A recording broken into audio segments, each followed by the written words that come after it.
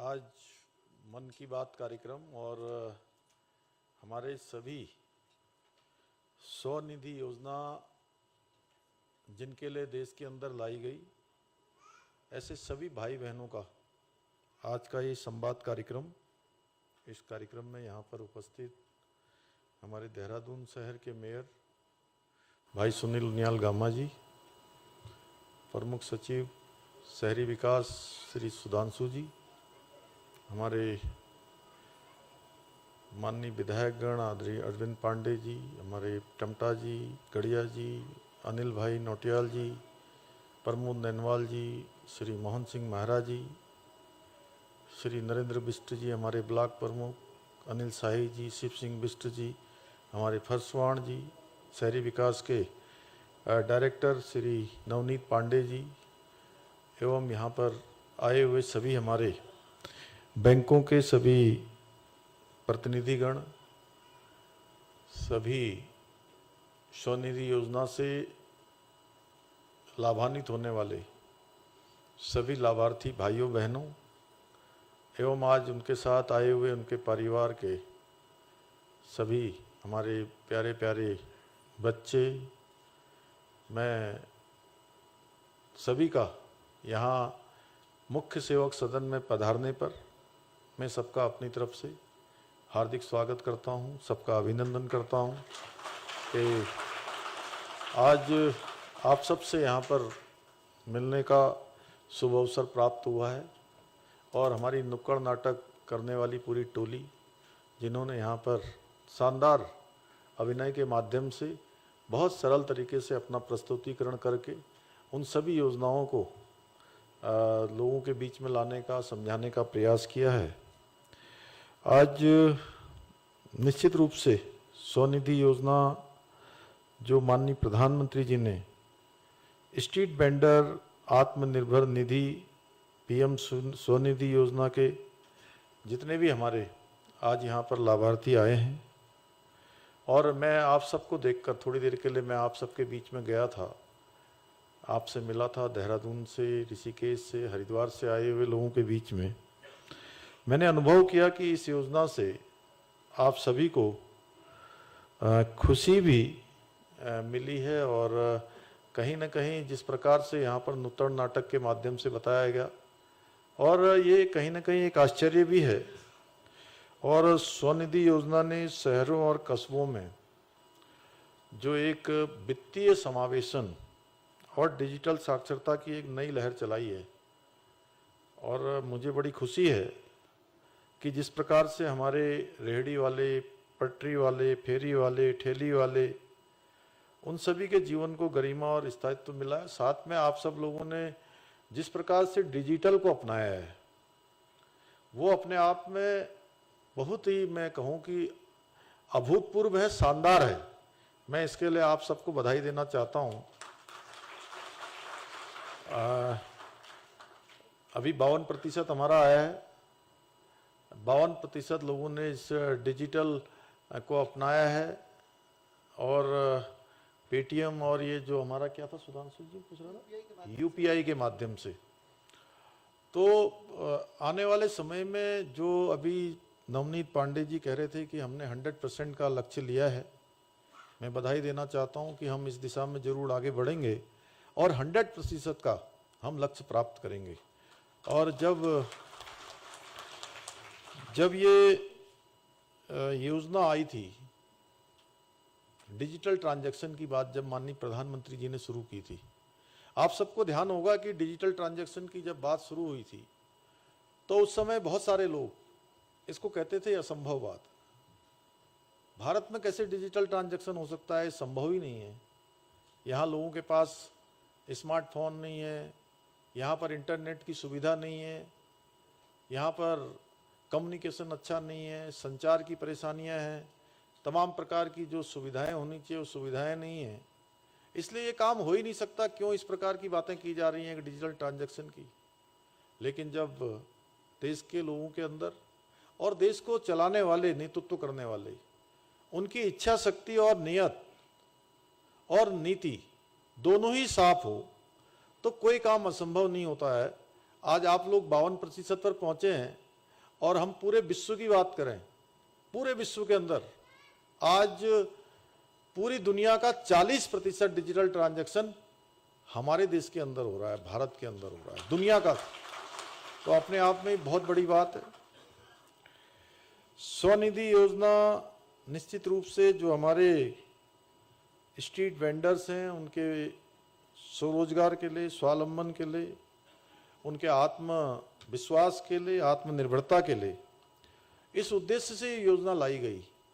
और इसके पीछे माननीय प्रधानमंत्री जी की सोच रही है कि हर समाज के अंतिम छोर में काम करने वाले व्यक्ति को भी आगे लाया जाए, उसके जीवन में भी क्रांतिकारी बदलाव लाए जाएं, हर प्रकार से उसका उत्थान हो।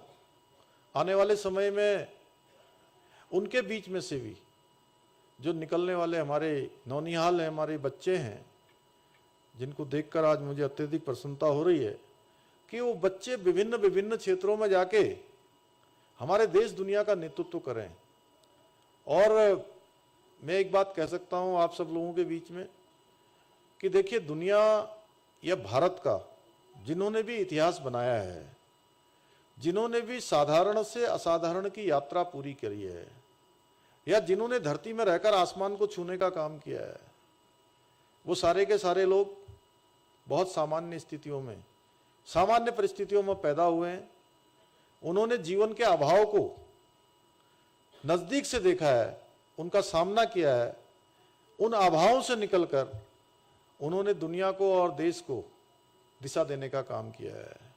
आज हमारे हम प्रधानमंत्री जी को देखते हैं, माननीय प्रधानमंत्री जी ने जिस प्रकार से अपने जीवन को जिया है, जिन स्थितियों में, परिस्थितियों में, जितनी कठिनाइयों में, और आज वो भारत के साथ साथ पूरी दुनिया का नेतृत्व कर रहे हैं।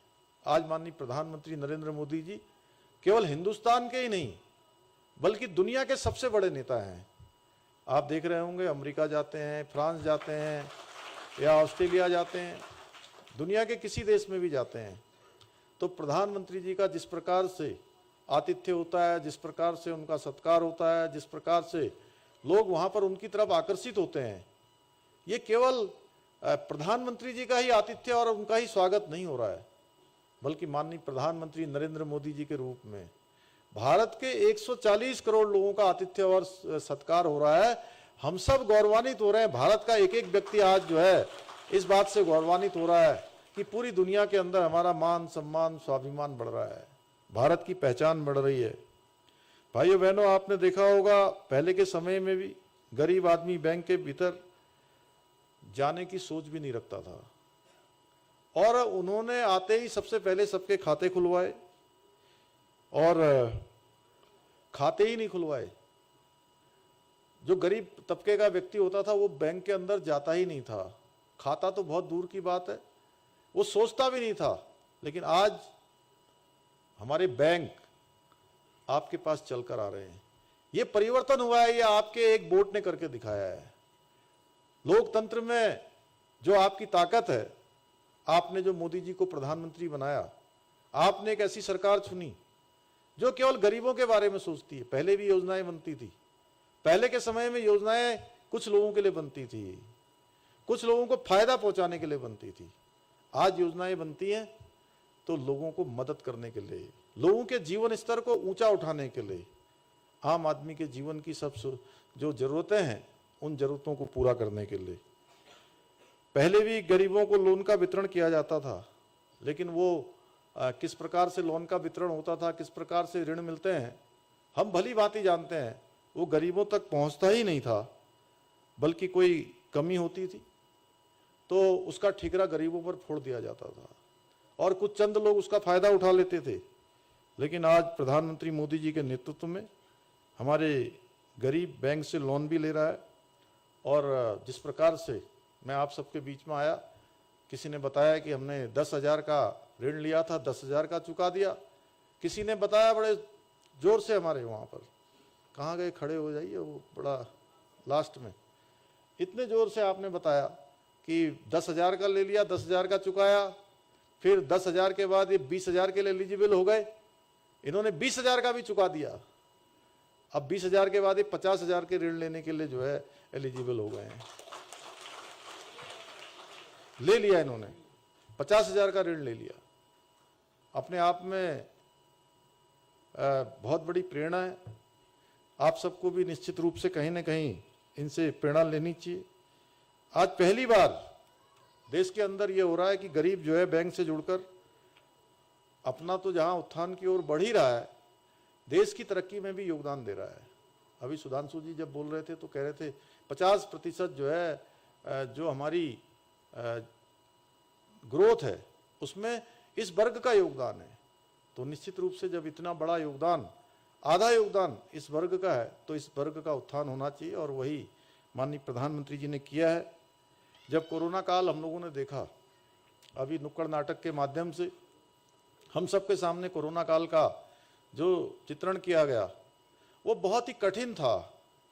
अगर हम उस दौर को याद करते हैं जब देश के अंदर लॉकडाउन लग गया था, लोगों के काम धंधे बंद हो गए थे, तमाम लोग अपने अपने जो कारोबार में लगे थे, नौकरियों में लगे हुए थे, उनके सारे काम बंद हो गए, नौकरियां जाने लगी।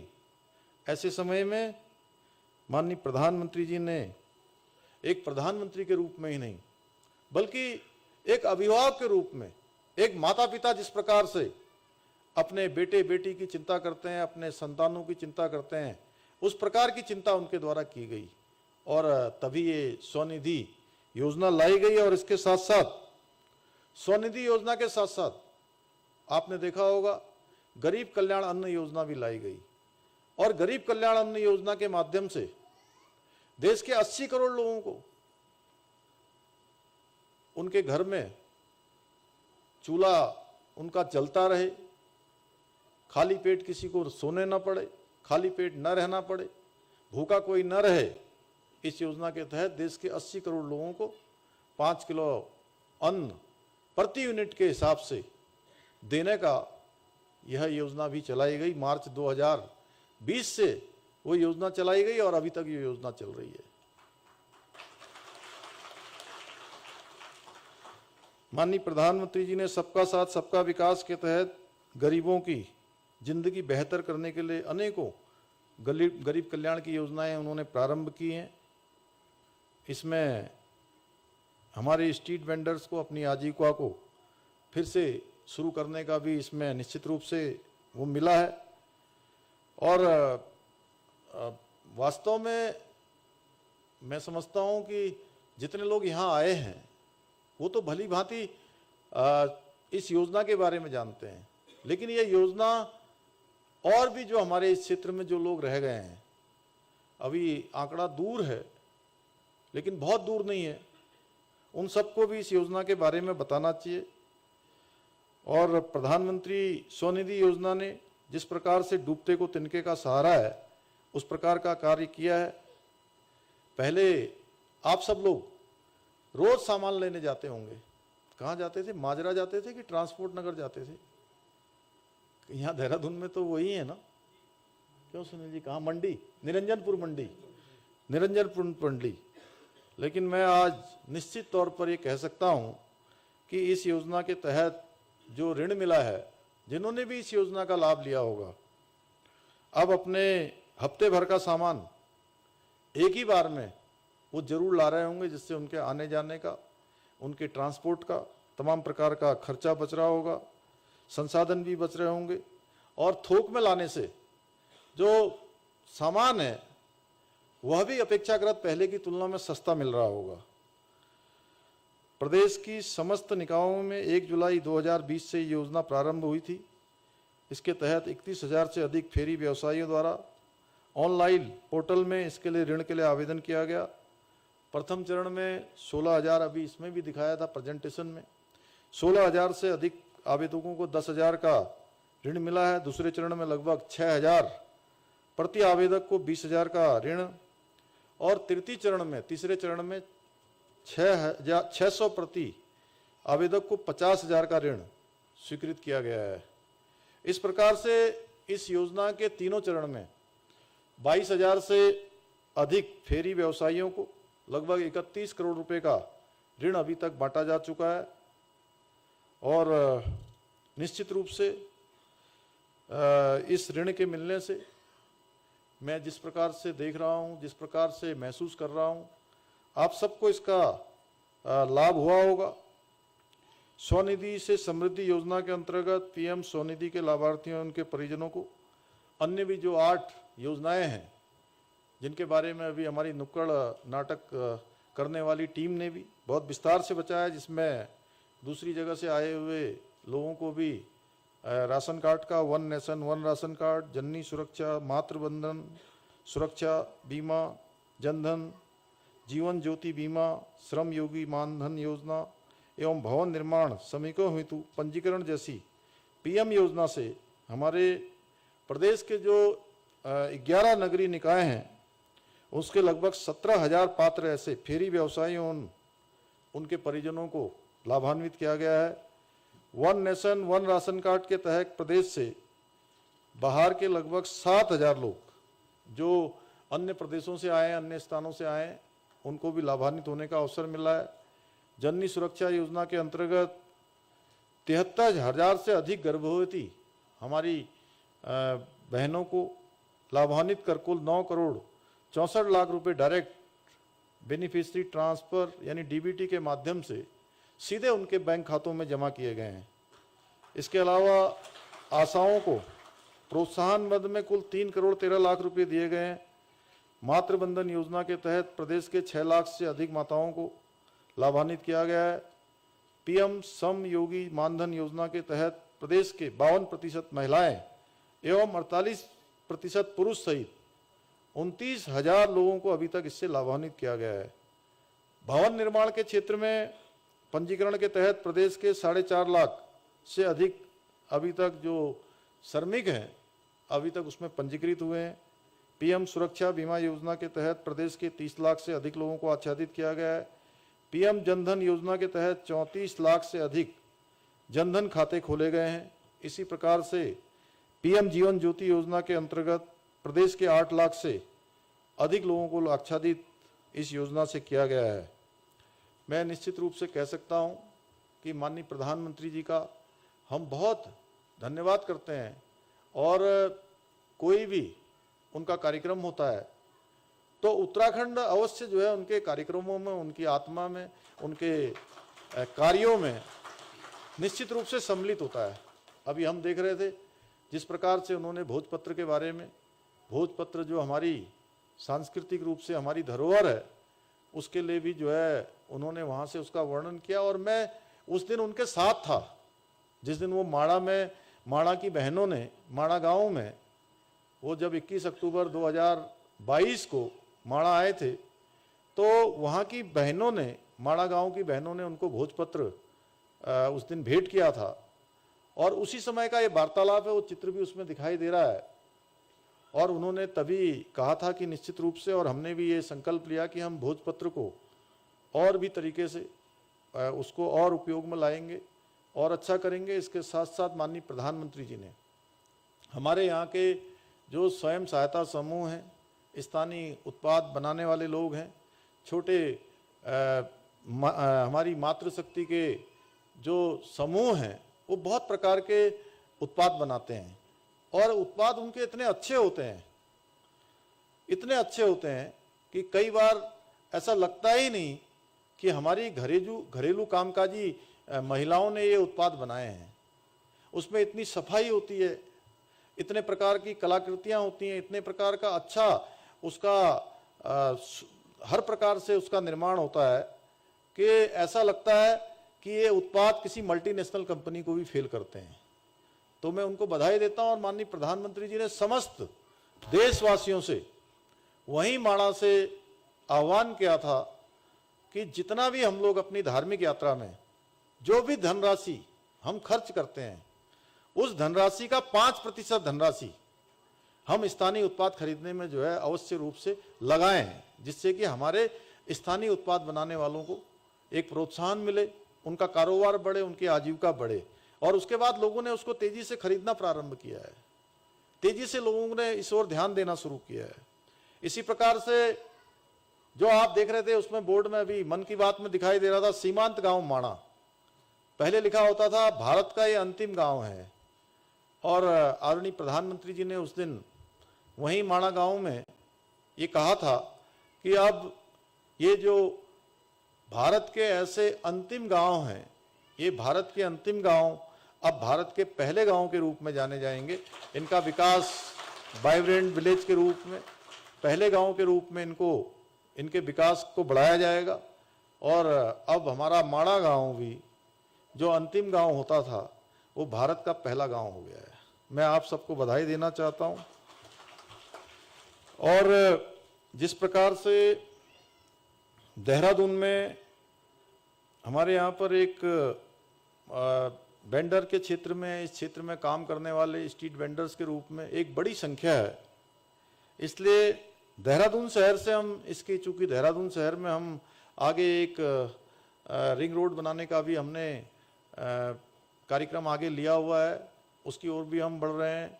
इसके साथ साथ लॉजिस्टिक पार्क की ओर भी बढ़ रहे हैं।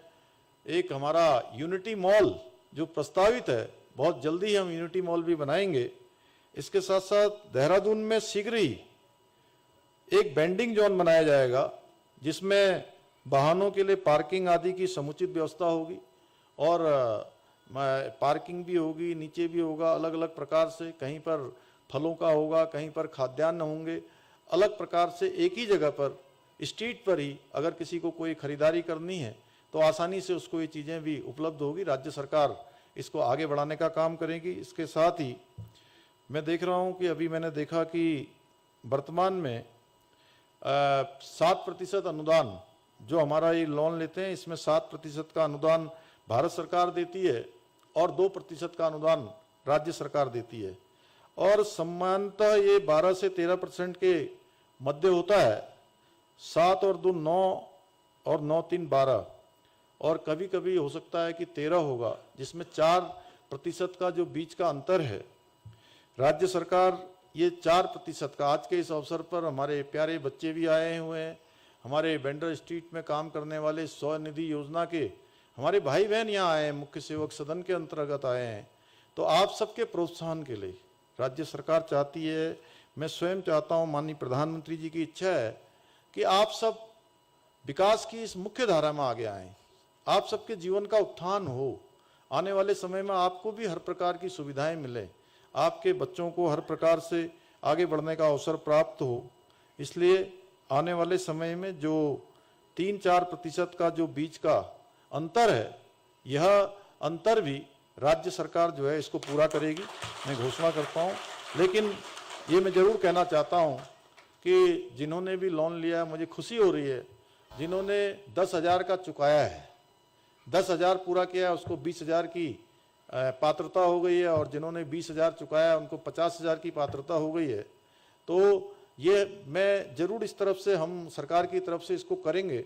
लेकिन मैं आप सबसे यह भी कहना चाहता हूँ कि जो मासिक किस्त है, वो मासिक किस्त अपने समय पर जरूर आप भरने का काम करें, जिससे कि जो हमारा पहिया है वो एक तरफ से राज्य सरकार का पहिया है, केंद्र सरकार का पहिया है, एक पहिया आपको भी चलाने का काम करना है। एक पहिया तो हम लोग चला रहे हैं, लेकिन दूसरा पहिया आप सब साथ साथ चलाएंगे तो निश्चित रूप से हमारी गाड़ी आसानी से अपनी मंजिल पर पहुंचेगी, अपने लक्ष्य पर पहुंचेगी।